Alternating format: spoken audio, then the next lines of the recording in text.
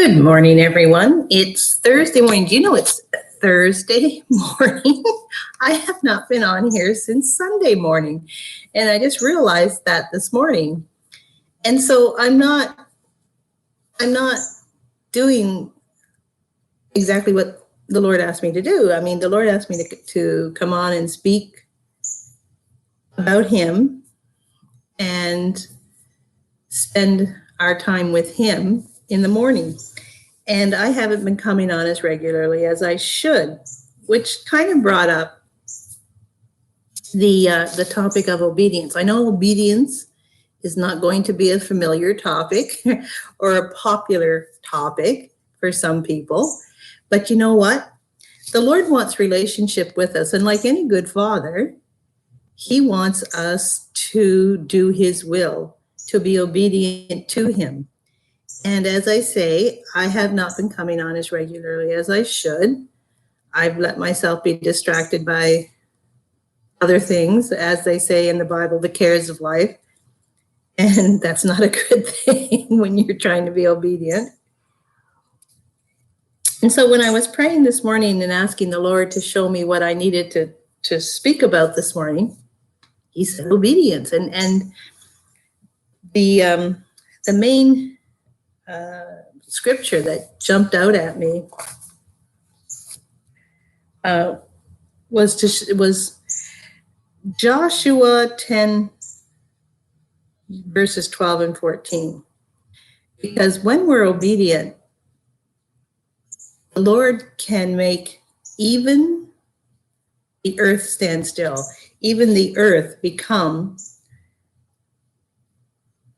under our dominion, under our command. When the Lord created the heavens and the earth, He gave us dominion over the earth. He gave man the earth to control. And when we're obedient, He will do things supernaturally that will just astound us. And that's why I think Joshua chapter 10, verses 12 through 14 kind of jumped out at me, because He loves when we're obedient. And then, of course, Joshua 1:8, which I'll read. But in chapter 10, verses 12 through 13, the Lord made something really amazing happen here. And it said, then Joshua spoke to the Lord in the day when the Lord delivered up the Amorites before the children of Israel. And he said, in the sight of Israel, sun, stand still over Gibeon, and moon in the valley of Ajalon. So the sun stood still, and the moon stopped, till the people had revenge upon their enemies. They were fighting. And then it goes on to say, is this not written in the book of Jasher? So the sun stood still. The sun stood still. Wow. In the midst of heaven, and did not hasten to go down for about a whole day. And there has been no day like that before it or after it, that the Lord heeded the voice of a man, for the Lord fought for Israel. So the Lord will fight for us. The Lord will fight for us when we're obedient. Joshua was being obedient to the Lord.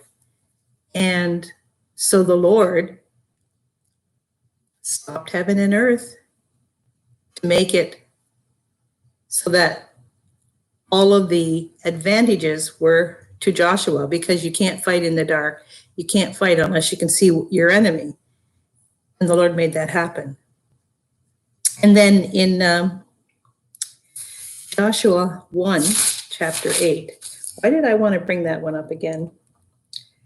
Oh, yes, the book of the law. This is so important. Again, as I said, as we get to know Jesus, the way we get to know Jesus and understand who God is, because when we see Jesus, we see the Father. And when we know Jesus, we know the Father. And that is why it's so important that we are in our Bibles, in our little old Bibles. I love the Bible, and I love a hard copy one. But I want to get me one with the red writing. When Jesus talks, that it's in red. This one doesn't do that. But at any rate, Joshua chapter 1, verse 8. The book of the law shall not depart from your mouth, but you shall meditate in it day and night.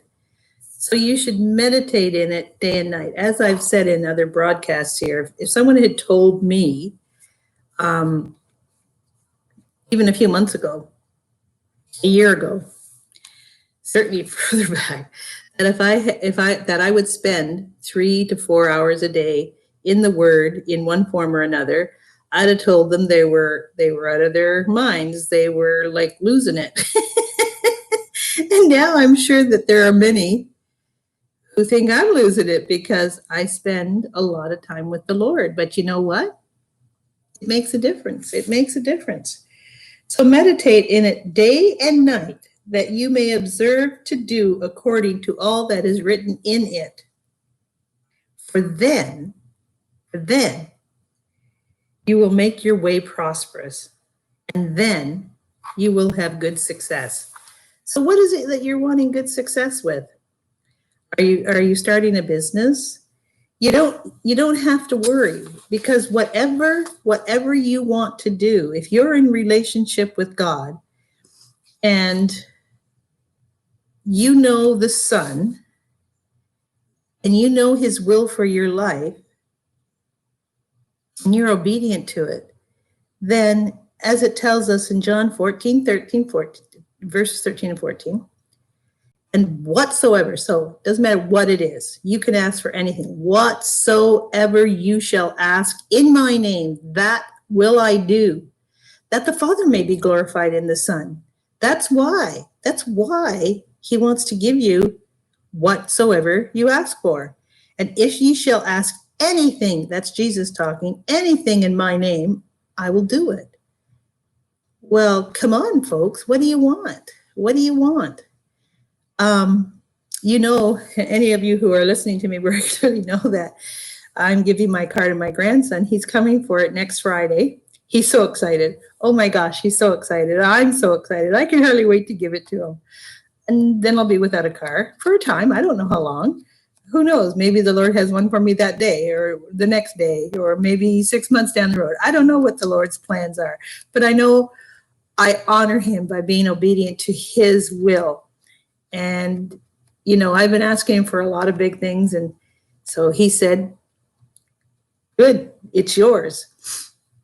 But here's what I want you to do.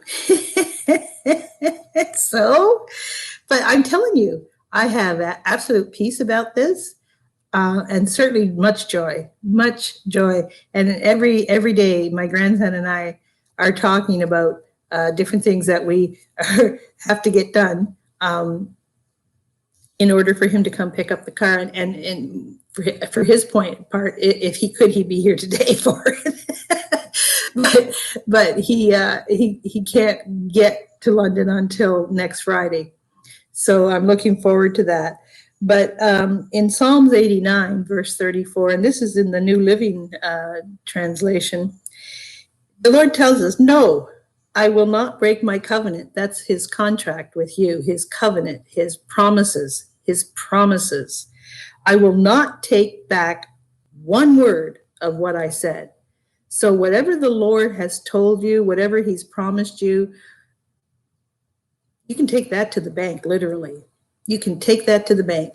And speaking of banks, you have more prosperity and more available to you in heaven's bank than you ever will have in the earthly bank. I don't care if you've got millions. What you have in your heavenly account is far greater. And if you're a tither, that just gets bigger and bigger and bigger. If you tithe and sow, so like with my car, I'm sowing my car into Ethan's life because that's what the Lord told me to do. And I'm a tither. I am a tither.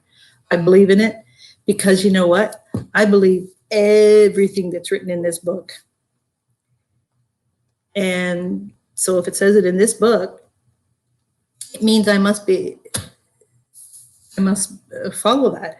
It must be something the Lord finds important enough to tell us, because certainly in this little book is not all the details of Jesus' life or everything that God performed, even in the Old Testament. If it did, that book would be like Like, we wouldn't be able to hold it. It would be so big. So they put down the important things that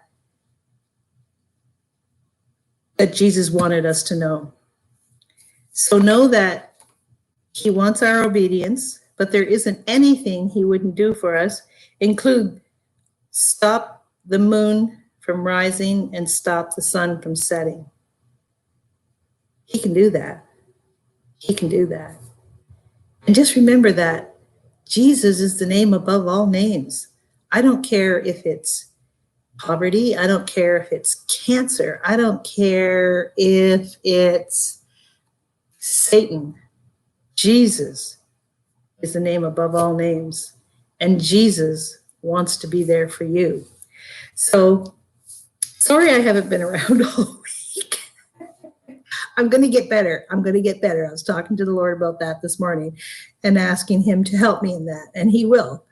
And so we'll see you more often for Morning Coffee with Jesus.